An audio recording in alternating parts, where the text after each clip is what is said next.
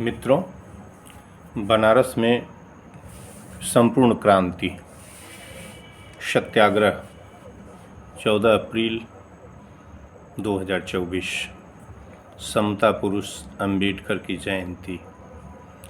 मित्रों, सरकार से मैंने विगत वर्षों में जीवन से संबंधित बहुत सारी जीवन बचाने, मानवता, संविधान से रक्षा से संबंधित बहुत सारी मांगें की थी, लेकिन उन्होंने मेरे सैकड़ों पत्रों में से किसी का न तो जवाब दिया और न मेरी मांगों के ऊपर कोई विचार किया। एक मांग जरूर उन्होंने रेलवे जीएम ऑफिस पर मैंने एक ज्ञापन दिया था एजिटेशन करके, और चेयरमैन रेलवे बोर्ड को भी प्रेषित किया था, तो उन्होंने पुराना किराया बहाल कर दिया जो 50 किलोमीटर तक 10 रुपये में होता था, लेकिन पैसेंजर गाड़ियां नदारत हैं नहीं। फ़िलहाल मैं अपने इशू पर आता हूं। 14 अप्रैल को मैं बनारस में इनके जो आर्बिट्रेरी ऑर्डर्स हैं उनको खंडित करूंगा, ठीक उसी तरह से तोड़ूंगा जैसे गांधी ने क्रूर लुटेरी फिरंगियों के नमक कानून को तोड़ा था।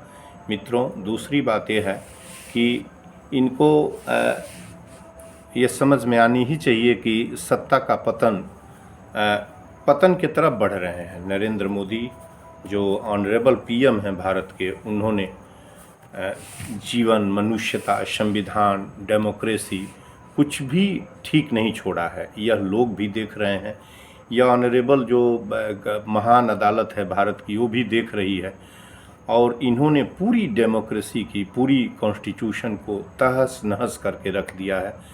लोकतंत्र को खिलौना बना दिया है। लोकतंत्र इनकी डिक्टेटरशिप एंड ऑटोक्रेसी में तब्दील हो चुकी है। तो मैंने इनसे ये कहा था कि खाने पीने पर, जिसमें आटा, चावल, दाल, तेल, चीनी, दवा और गेहूँ, जो 7 आइटम है उस पर आप जीएसटी हटा दीजिए। कम से कम अनाज खाने वाली कोई मनुष्य की कौम इस पर जीएसटी नहीं लगा सकती। इस पर जीएसटी क्रूरता है, और जीवन के अधिकार आर्टिकल 21 की हत्या है। मैंने इनसे सैकड़ों पत्रों में ऑनरेबल प्रेसिडेंट से लेके पीएम, वित्त मंत्री और सड़क भूतल परिवहन मंत्री से मैंने कहा कि आप अपनी गाड़ी पर टोल टैक्स नहीं देते हैं, प्राइम मिनिस्टर 36 तरह के लोग नहीं देते हैं, मेरी गाड़ी पर टोल टैक्स क्यों लेते हो? दूसरी बात यह है कि ज़मीन हमने दी, सड़क पैसा हमने दिया, हमने सड़कें बनवाई, हमने मजदूरी करके सड़क बनाया, वोट आपको दे के हमने सदन में भेजा, आपने हमें सेवा का वादा किया था, वचन दिया था, आपने निभाया कुछ नहीं। आप जाके हमारे ऊपर टोल टैक्स लगाते हैं। हमने गाड़ी खरीदी थी, एक्साइज ड्यूटी वसूला गया, 1 टाइम रोड टैक्स वसूला गया, 50 रुपये का डीजल पेट्रोल 100 रुपये में हम खरीदते हैं, और रोड पर जाएंगे। रोड क्या आपकी बाप की सड़क है? क्या आपके घर से आई है? आप कहीं से आसमान से उतरे हैं? कैसी डेमोक्रेसी मैं कैसे महसूस करूंगा? 142 करोड़ लोगों की डेमोक्रेसी है। आप कहीं से विदेश से आए हैं कि आप जाएंगे तो हमारे ऊपर टैक्स लगा देंगे? मैंने कहा ये सब अपना वापस कर लीजिए। ये जो अपना आर्बिट्रेरी ऑर्डर्स है, हर साल आप टैक्स बढ़ाते हैं, कहीं रोड पर हर साल टैक्स बढ़ता है, हमेशा टैक्स रिड्यूसिंग रेट में रखता है ऑनरेबल मिनिस्टर। आपको ये समझना चाहिए। आप लोग इस हिंदुस्तान के लुटेरे हैं कि क्या हैं? आपको किस शब्दों में, कौन सी भाषा इस्तेमाल करूं मैं, क्या करूं, कौन सी भाषा लाऊं, कहाँ से? हमारे कहीं आने जाने की आज़ादी पर टैक्स क्यों लगाया? क्यों मेरी गाड़ी पर टैक्स लगा? किसने कहा लगाने को? मैंने कहा?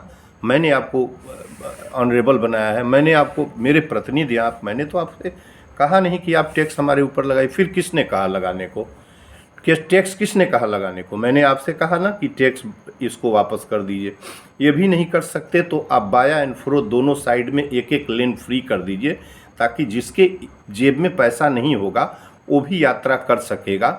इसलिए कि पैसे के अभाव में कहीं कोई किसी का मौलिक अधिकार न रुक जाए, न उससे वंचित रह जाए कहीं आना। और ताजुब की बात यह है कि 80% गाड़ियाँ, महत्वपूर्ण बात है यह कि 80% गाड़ियाँ 10 लाख से नीचे की हैं, और उसमें भी वो 80% लोन से, कर्ज से, उधार से लेके आदमी ने मुश्किल से एक गाड़ी खरीदी, अपना व्यवसाय धंधा कर रहा है या अपने निजी उपयोग के लिए खरीदा। उसके बाद जब सड़क पर जाया जाता है तो आप डकैतों की तरह लगता है कि कोई कोई गवर्निंग बॉडी ना हो, कोई कॉन्स्टिट्यूशन ना हो, कोई किसी का नियंत्रण आप लोगों के ऊपर ना हो, आप लोगों को किस शब्दों से संबोधित किया जाए? भाई मैंने कहा कि बनारस में आपके इस आर्बिट्रेरी ऑर्डर को मैं देखता हूं कैसे चलता है। तो 14 अप्रैल बनारस में इसको भी मैं तोड़ूंगा।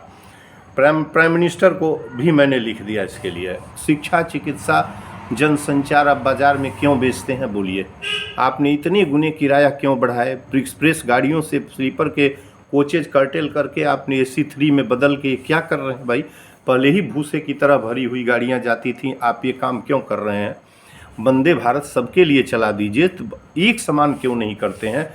शिक्षा, चिकित्सा, जनसंचार ऐसी चीज़ है जिसके बिना जीवन नहीं चल सकता। जीवन की बिल्कुल ज़रूरी चीज़ है। शिक्षा के बिना आदमी ह्यूमन बीइंग नहीं बन पाएगा, दवा के बिना मर जाएगा। और संचार जिसके जेब में, और आप इस पर नहीं विचार करते कि जिन 80 करोड़ लोगों को 5 किलो अनाज देकर कौरा पर जिंदा किए हैं, खैरात पर जीवित रखे हैं, उनके पास एक पैसे नहीं है। 22 करोड़ कुपोषितों के पास एक पैसे नहीं है। उसके बच्चे कहाँ पढ़ेंगे? वो कहाँ से चिकित्सा लेगा? वो कैसे जाएगा आएगा ट्रेनों में? क्यों किराया बढ़ाया? किसने बढ़ाया? किस बात के लिए किराया बढ़ा गया? किसने कहा किराया बढ़ाने को? कौन ऐसा क्रूर व्यक्ति है जो किराया बढ़ाता है? उसकी जालिम सरकार। और चलने कैसे देंगे इस जालिम सरकार को, तुम्हारी हुकूमत को? ऐसी हुकूमत चलेगी कैसे? कौन सी डेमोक्रेसी है इस देश में? डेमोक्रेसी है कि दादागिरी है कि ऑटोक्रेसी है? क्या है? क्यों ये सत्ता चल रही है? चौथी बात मैंने कहा कि डीजल, पेट्रोल, CNG 50 रुपये कर दीजिए। और बड़े बड़े दावे किए थे उसमें, जो है स्मृति ईरानी एक हुआ करती थी जो सिलेंडर 350 में बेचने वाली थी। ये जो बाबा रामदेव जो स्टार प्रचारक और जिन्होंने अज्ञातवास कुछ दिन लिया था कि आपकी सत्ता का रिवाइवल, तो किया भी, दुनिया सभी लोग चाह रहे थे, हम लोगों ने भी आपका वेलकम किया। टी पर चर्चा हमने गोरखपुर में आयोजित की, 6000 रुपया हमने दिया था, वेलकम किया था। आपकी सत्ता आई, बहुत सारी उम्मीदों के साथ आई। आपने सिलेंडर, उन्होंने कहा था कि हम इतने में देंगे, कुछ उन्होंने भी अपना वादा किया। पेट्रोल 35 या 50 रुपये में देने की बात कर रहे थे, तब 55 रुपये 60 रुपये का डीजल पेट्रोल। हमको 50 रुपये का डीजल पेट्रोल CNG चाहिए, हमको 500 का सिलेंडर चाहिए, और जो 102 करोड़ गरीब कुपोषित हैं उनको फ्री चाहिए। मैंने करते करते 23 मार्च भारत के शहादत का दिन तय किया था। आपने हमारी एक न सुनी। अब हम जो है उस डेट के लिए, अब मैंने 14 को रखा है। 14 को मैं बनारस में टोटल रिवॉल्यूशन करूंगा। पहले तो आपके आर्बिट्रेरी ऑर्डर्स, 142 करोड़ लोगों से आपने पूछा कि तुम्हारे पेट पर हम टैक्स लगा रहे हैं, खाना जीवन है, उसके बिना उस पर कहीं कोई टैक्स लग सकता है? विचार किया आपने कभी टैक्स लगेगा? GST, एक तो GST आप 28% लेते हैं, 28% GST इतिहास के पन्ने में कोई दिखाएगा आपका?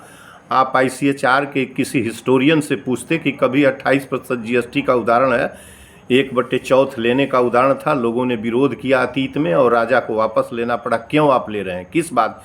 हिंदू रेट ऑफ टैक्स 16% का है, 16.5%, 1/6 भाग का है जो 16.5% पड़ता है, वह ले लीजिए।